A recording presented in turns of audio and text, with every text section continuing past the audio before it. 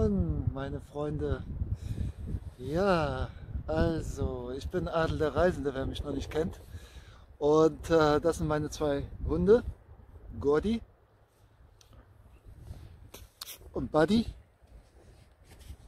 Und wir sind hier an einem wunderschönen Ort, auf einer Insel, Elafonisos. Ich kann es nicht ganz richtig aussprechen, denke ich, von der Betonung. Elafonisos.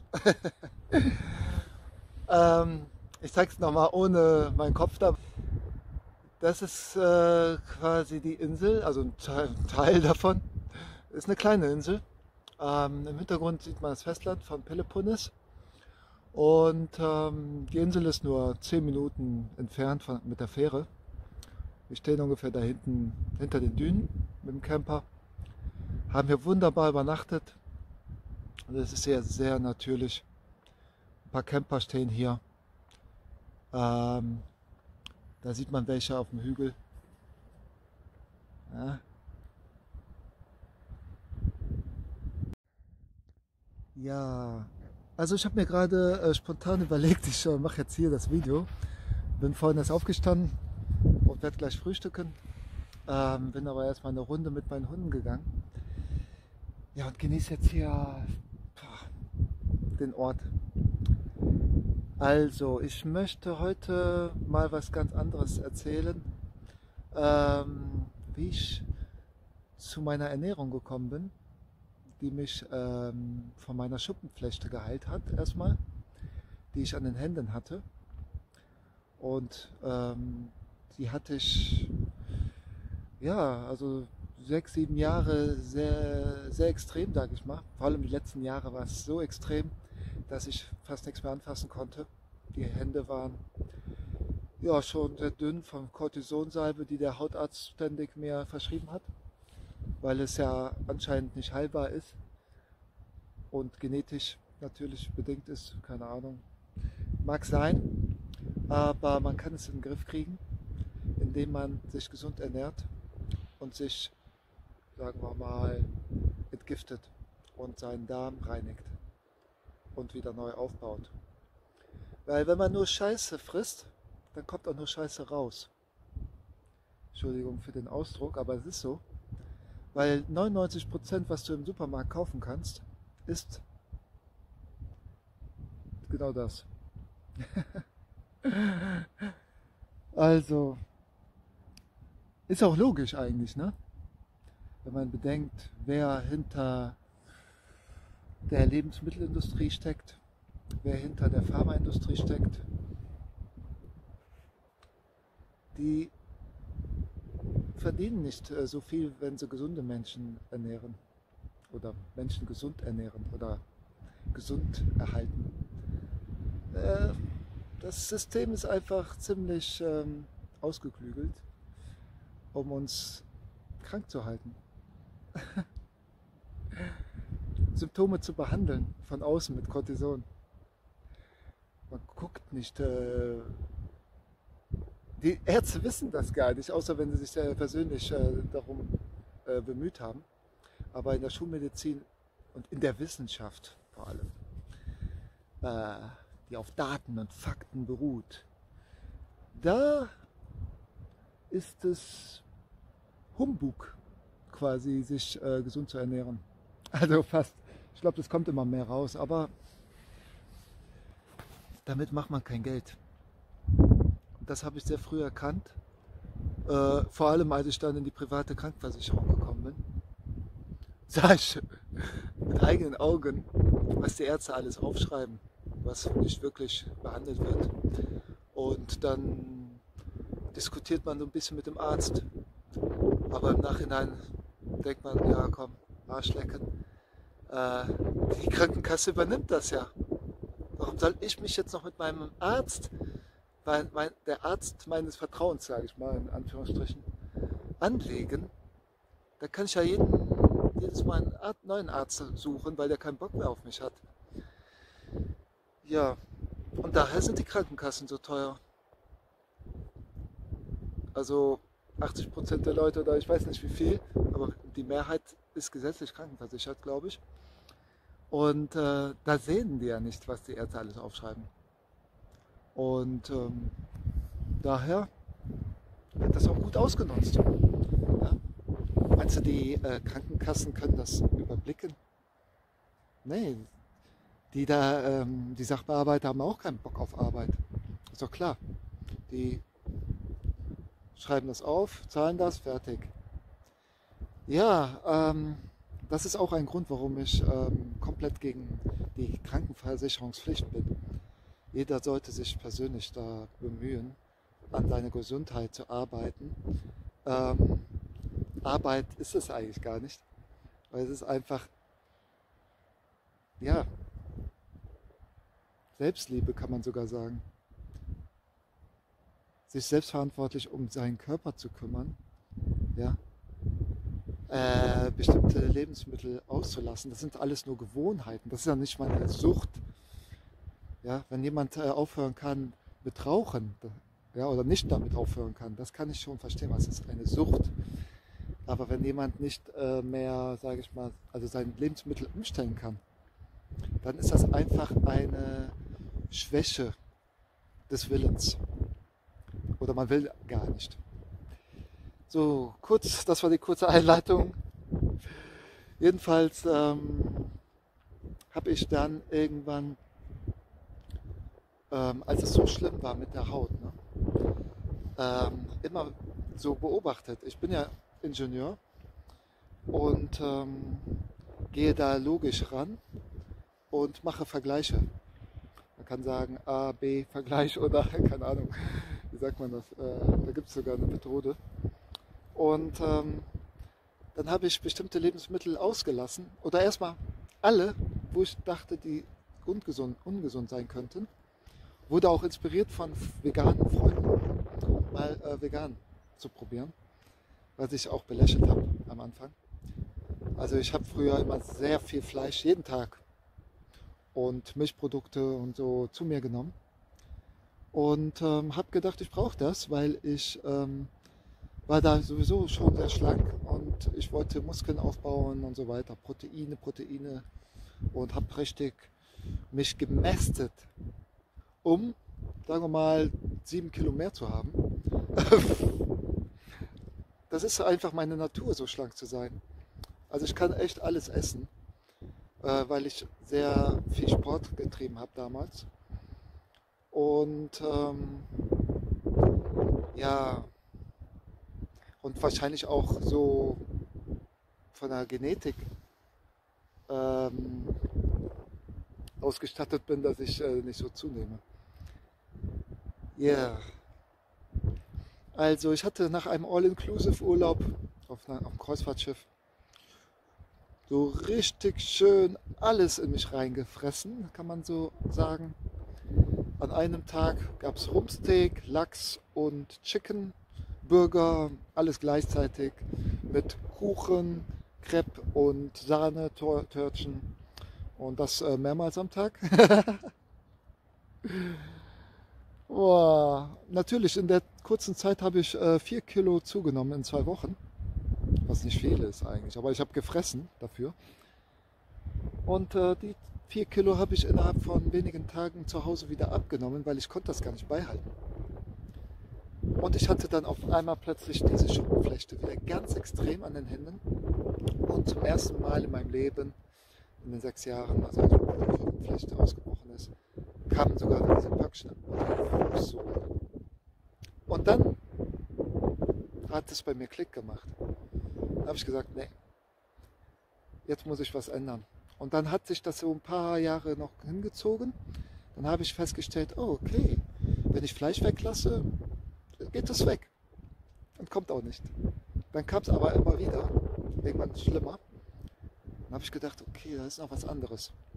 Habe dann festgestellt, durch Ausprobieren, ne? Wenn ich Nutella gegessen habe, vor allem war es auch extrem. Oder Eis. Und dann habe ich gedacht, ja, okay, Zucker. Dann habe ich Zucker weggelassen, dann war es auch wieder weg. Habe ich ein Jahr lang, und dann, genau, ein Jahr lang hat das super gehalten. Fleisch und Zucker weggelassen. Dann war ich, also ich brauchte nicht mehr Handcreme. Meine Hände waren perfekt, wirklich. Die haben sich selbst ausgeheilt mit der Zeit. Ich habe dann auch eine Darmreinigung gemacht, glaube ich, zu der Zeit. Was auch noch also die Basis ist, sage ich mal, der Heilung der Haut. Weil der Darm ist direkt mit der Haut, sage ich mal, verbunden.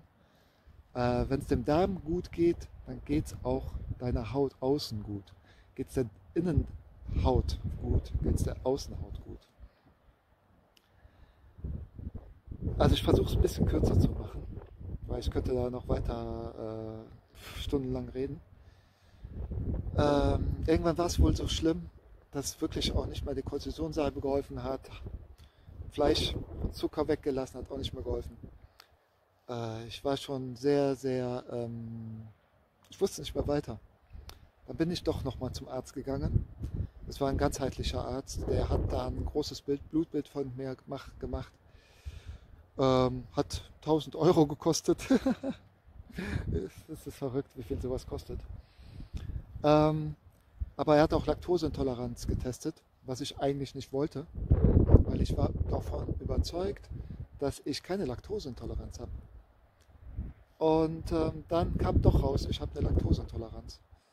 Wow, okay, ich habe es nicht geglaubt, ich habe auch nicht mich umgestellt. Dann aber habe ich mir doch Gedanken darüber gemacht, weil ich bin ja halb Ägypter. Meine Mutter ist Deutsche, mein Vater Ägypter. Und die Nordafrikaner haben schon 60-70% Laktoseintoleranz. Und je weiter man südlich geht, in Afrika, geht es zu 90% in Südafrika. In Asien genauso. Es ist nicht natürlich oder menschlich, laktosetolerant zu sein. Es hat sich halt mit der Zeit quasi so entwickelt, dass vor allem die Nordeuropäer durch die Weidenhaltung und das Leben mit Viehhaltung und so weiter und den Milchprodukten, die sie sich zu sich genommen haben, haben sich ein Enzym gebildet, Laktase, was halt die Afrikaner nicht haben und die Asiaten. Und ich auch nicht. Ja, und da hat es bei mir auch wieder Klick gemacht, weil ich dachte, okay, da kann ja was dran sein dann. Okay. Dann habe ich wirklich mal Milchprodukte weggelassen und Fleisch. Da war ich quasi Veganer. Eier habe ich noch abends zu mir genommen, aber jetzt nicht so viel.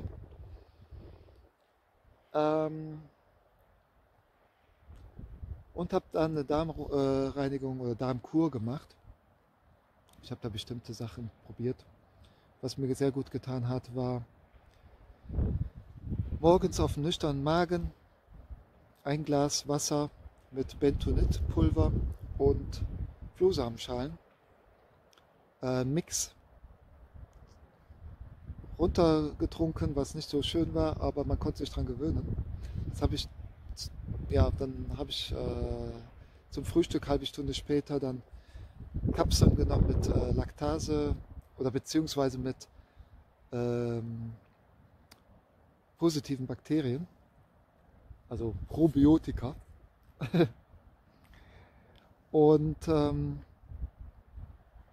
das habe ich dann so 2 Monate durchgezogen und entgiftet dabei. Man kann sich das so vorstellen, dass die Flohsamenschalen und das Bentonit im Darm aufquillt, wie so ein Schwamm, und die Innenwände putzt und die Schlacken mitnimmt und die Giftstoffe. Und dann musst du auf jeden Fall Probiotikum zu dir nehmen, wenn du das vergisst. Und ich habe das leider, weil ich immer auf der Arbeit gefrühstückt habe, weil ich keine Zeit hatte zu Hause, da gefrühstückt und dann auch das Probiotikum gehabt. Am Wochenende hatte ich es dann vergessen und dann bin ich krank geworden, weil ich das vergessen habe. Dann hatte ich wirklich eine Woche lag ich da mit Fieber und das waren Entgiftungserscheinungen, weil ich meinem Darm dann kein Probiotikum zugeführt habe. Ich konnte eine Woche nichts essen, war krank 2 Wochen Ja, ähm, dann das ganze Spiel habe ich dann wieder angefangen und dann wieder nach ein paar Wochen wieder vergessen. Und dann wurde ich wieder krank, aber dann nicht so heftig, aber doch noch sehr starkes Fieber und dann ging es aber nicht so lange. Das hat mir gezeigt, die Entgiftung war schon fortgeschritten. Also ich habe da weitergemacht, dann wieder, als ich gesund war. Ja, und so habe ich dann nach und nach immer Sachen ausprobiert. Chlorella und so weiter. Spirulina. Ach, aber ich muss sagen, das waren nur so Nebeneffekte. Kieselsäure hat noch ganz gut noch mal was gebracht. Das ist Silizium. Äh, ja, Silizium halt. Das ist auch sehr gut für die Haut. Da hat sich da auch noch mal was entgiftet. Also man sieht es immer an der Haut. Die Erstverschlimmerung auch. Ähm, ja, insgesamt muss ich sagen, habe ich festgestellt, dass die vegane Ernährung mir sehr gut tut. Und deshalb bin ich jetzt Veganer. Aus gesundheitlichen Gründen, nicht aus Prinzip. Aber mit der Zeit hat sich mein Bewusstsein verändert. Zur gleichen Zeit. Alles hat damit begonnen, mit der bewussten Ernährungsumstellung und dem bewussten, ähm, ja,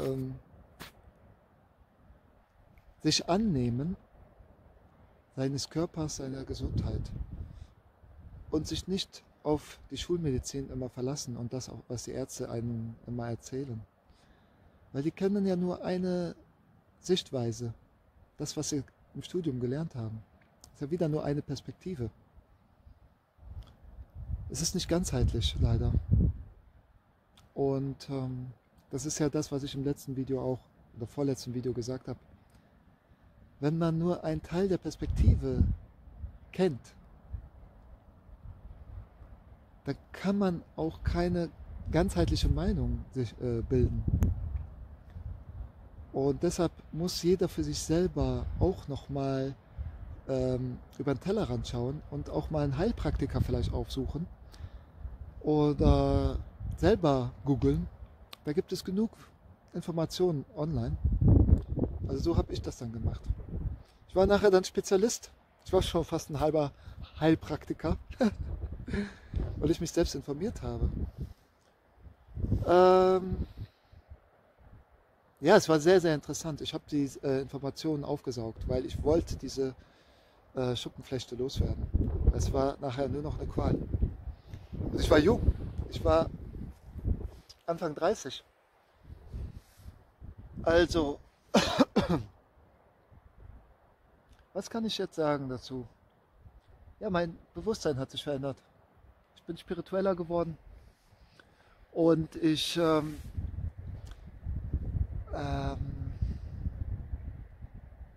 es ist jetzt erst 6 Jahre her, wo, wo ich das gemacht habe.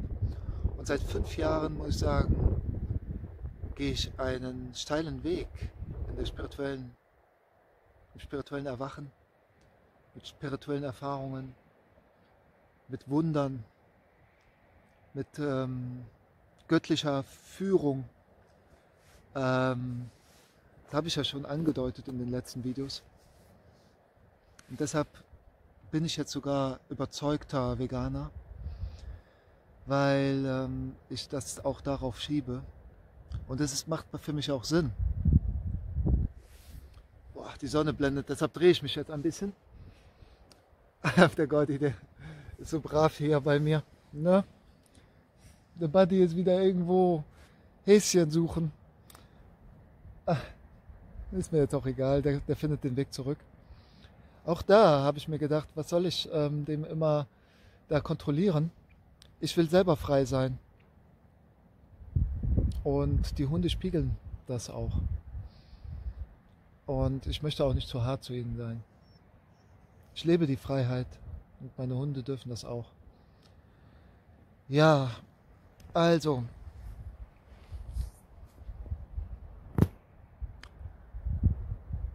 Ich bin ein überzeugter Veganer geworden, weil Fleisch ist halt ein Massenprodukt und selbst wenn du Bio-Fleisch isst oder ich habe verschiedene Fleischsorten probiert, egal was, meine Haut hat mir es gezeigt einfach, was gut für mich ist und was nicht. Und dann habe ich mir darüber Gedanken gemacht, warum ist das so? Und da steckt einfach zu viel Gift drin, also von Antibiotikum bis äh, das, was die Tiere zu fressen kriegen. Und das ist einfach nicht überschaubar, selbst bei den Bioprodukten nicht. Das sind dann halt ein paar weniger Pestizide, was die dann zu fressen kriegen. Aber die hängen trotzdem im Stall. Ähm, die Tiere sind nicht glücklich. Ja, es gibt freilebende Tiere. Okay, das ist ja schon mal der erste Schritt, wenn man bewusst da sich ernährt. Aber also für mich ist es nicht das Richtige mehr. Ähm, ja, Tiere sind meine Freunde. Und da mache ich keinen Unterschied mehr. Ob es Kühe sind oder Schweine auch. Oder Kälber. Kalbsfleisch ist so lecker. Da isst du Babys, ja. Also das hat mir meine Freundin, Ex-Freundin mal gesagt. Und dann ist bei mir auch nochmal, hat das Klick gemacht. Seitdem sage ich nicht mehr, dass ich kein Fleisch mehr esse, sondern ich esse keine Tiere mehr. Das sind meine Freunde. Und wenn wir immer weiter mit dem Bewusstsein aufsteigen, wir werden mit den Tieren kommunizieren können, telepathisch. Oder manche können das sogar. Ich kenne sogar, ich habe welche kennengelernt oder eine persönlich sogar auf der Reise. Und also wer Tiere essen kann, ja, das ist einfach eine Gewohnheit, die uns anerzogen wurde. Ne? Man denkt, man braucht es, man muss es haben. Das habe ich da auch gedacht. Das ist einfach eine Angewohnheit. Jetzt weiß ich, es gibt, also vor allem in unserer Zeit, ach, auch früher sogar, es ist so einfach, vegan sich zu ernähren. Viele fragen, ja, was isst du denn dann? Ja, was gibt's denn da? Gemüse und Obst, da gibt es Hülle und Fülle. Alles, was natürlich wächst. Lebendige Nahrung nennt sich das. Und und Kräuter vor allem. Und das hält uns gesund und entgiftet auch. Vor allem die Kräuter. Das, was man sogar so sammeln kann in der Natur, ist das Beste. Wildkräuter. Weil die Böden sind ja auch schon mittlerweile zerstört. Das ist ja alles schon so gewollt. Also, boah, ich fange jetzt an, wieder einen Roman zu reden.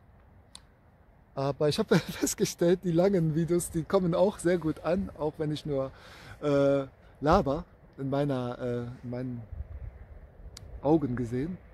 Aber viele folgen mir da und sagen mir, geben mir diese Resonanz zurück. Und deshalb mache ich das jetzt einfach. Vorher habe ich versucht immer zu schneiden und alles kurz zu halten und mich kurz zu halten und schnell zu reden. Aber genau diese Ruhe, die kommt an. Und deshalb mache ich das jetzt einfach so und laber. Und wer dafür keine Zeit hat, der ist noch nicht so weit. Wahrscheinlich. Sich das anzuhören. Und die dafür offen sind, die hören sich das von vorn bis hinten an und sind dankbar dafür. Und viele sind schon Veganer oder halb vegan, vegetarisch. Und ja,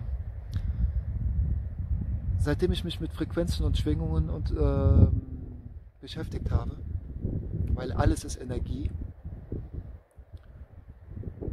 und seitdem ich bestimmte Substanzen, bewusstseinserweiternde Substanzen zu mir auch genommen habe, habe ich festgestellt, gerade dann kann ich kein Tier essen oder Milchprodukte. Und Alkohol, egal was, alles was schlecht ist für meinen Körper. Und dann habe ich festgestellt, ja, okay,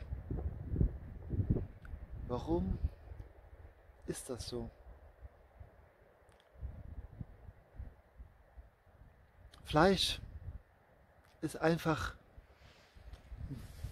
säurehaltig auch. Also wenn man sich mit Base-Säurehaushalt beschäftigt, da kommst du schon dahin, sage ich mal, einen Schritt dahin. Fleisch- und Milchprodukte sind säurehaltig im Großen und Ganzen. Und basische Produkte sind vor allem das, was halt so wächst, Pflanzen, Früchte und Gemüse. Und parallel kann man das sogar so erklären, dass Fleisch- und Milchprodukte niedrig schwingend sind und Pflanzenlebensmittel sind höher schwingend oder hochschwingend. Und da ich mich jetzt, vor allem in meinem neuen Leben, intensiv entwickeln möchte und ja, meine Intention ist, in die 5. Dimension zu gelangen, vom Bewusstsein, auch ohne Substanzen, dann, also ohne bewusstseinserweiternde Substanzen. Deshalb führe ich einfach nur hochschwingende Nahrung zu mir. Ja, das ist ja, wenn man niedrig schwingende Nahrung zu sich nimmt, dann bremst man sich einfach. Ja, also das ist eigentlich alles, was ich dazu sagen kann. Ich habe meine Hände geheilt. Ich creme sie nicht mehr ein und sie sind weich. Natürlich nehme ich noch ein paar Naturheilmittel für die Haut, Antioxidantien, Kurkuma-Extrakte oder was auch immer. Da gibt es vieles, was man nehmen kann. Und ich kann es nur jedem raten. Wenn du irgendwelche Hautprobleme hast, kümmere dich um deinen Darm und du wirst merken, wie schnell der Körper sich regenerieren kann. Ja, ich zeige gleich mal an meinem Camper, was ich so frühstücke und bis gleich.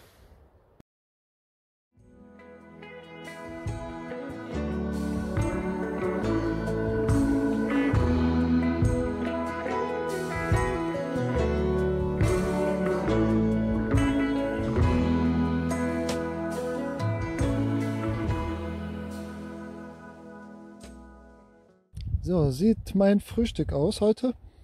Und zwar ist das Hirse, Goldhirse mit bisschen Honig und ja, ein bisschen Wasser dazu gemischt. Ja, Bananen müssen eigentlich immer drin sein bei mir. Granatapfel habe ich heute drin. Und dann verschiedene Nüsse, Beeren und ein bisschen Kokosraspel, aber noch Leinsamen. Ja, reicht eigentlich. Ich hab noch ein paar andere Zutaten, aber ich mixe immer jeden Tag was Neues rein. Ja, das ist jetzt mein Frühstück, mein veganes. Ja, und ganz neuerdings verzichte ich jetzt auch auf Haferflocken und Getreideprodukte, alles verarbeitete, wie Brot und keine Ahnung, Brötchen und das ganze Zeug und Süßzeug. Also ich kann mir lecker süße Sachen selber machen. Ich bin da jetzt auch noch mal von inspiriert worden von der Simone, einer alten Freundin. Die ist ja Physiotherapeutin, aber die kennt sich auch sehr gut mit Ernährung aus jetzt und ist da sehr aktiv. Und sie hat da einen eigenen Instagram-Account, wo sie das immer zeigt. Wir hatten mal auch ein Live-Interview zusammen. Ich grüße dich, Simone. Ja, der Account heißt Leben ist leichter, ist mit Doppel S. Und das passt eigentlich auch zu meinem Leben. Das Leben ist leichter, ne? Jedenfalls wurde ich inspiriert, alles auch, alle verarbeiteten Lebensmittel auch wegzulassen. Und deshalb mache ich das jetzt und ich vermisse nichts. Es gibt genug, was man machen kann. Wenn man eine Gewohnheit weglassen möchte, ersetzt man die einfach gegen eine andere, bessere, und dann vermisst man auch gar nichts. Und ja, das kann ich nur jedem empfehlen. Wenn du eine Gewohnheit ja, verändern möchtest, dann mach das und zieh das durch. Und zwar 3 Wochen Minimum. Nach 3 Wochen circa hat sich eine andere Gewohnheit gebildet und die alte Gewohnheit ist keine mehr. Und das kannst du mit allem machen. Vielleicht nicht beim Rauchen, weiß ich nicht, bei solchen Süchten, aber beim Essen geht das auf jeden Fall. Und noch ein Tipp, die Sachen erst gar nicht kaufen. Nicht mit hungrigem Magen einkaufen gehen, weil dann kaufe ich auch immer dieses Zeug, was ich direkt essen kann. So, ne? Irgendwelche Teilchen und sowas. Ja, also ich werde jetzt mal frühstücken. Es ist jetzt schon 12 Uhr. Heute bin ich etwas spät dran, weil ich mich noch mit anderen Leuten unterhalten habe und erstmal hier rumgelaufen bin am Strand. Aber jetzt wird gefrühstückt und ja, danke fürs Zuschauen und ich freue mich über eure Kommentare wieder, wie immer. Und ja, ihr bestärkt mich einfach darin, das zu machen, was ich jetzt hier mache und auch jetzt über Ernährung zu sprechen, weil ich wurde zweimal darauf angesprochen, ein Video dafür zu drehen. Also, ich setze auch noch einen Link von Leben ist leichter in die Beschreibung, falls ihr da mehr erfahren wollt über Ernährung. Die Simone hat da sehr viel Ahnung. Alles klar, dann schönen Tag wünsche ich euch und ich hoffe, ihr konntet euch ein bisschen inspirieren lassen. Ihr müsst nicht so direkt alles ändern, wenn ihr euch verändern wollt, sondern macht das schrittweise. Also bis dann.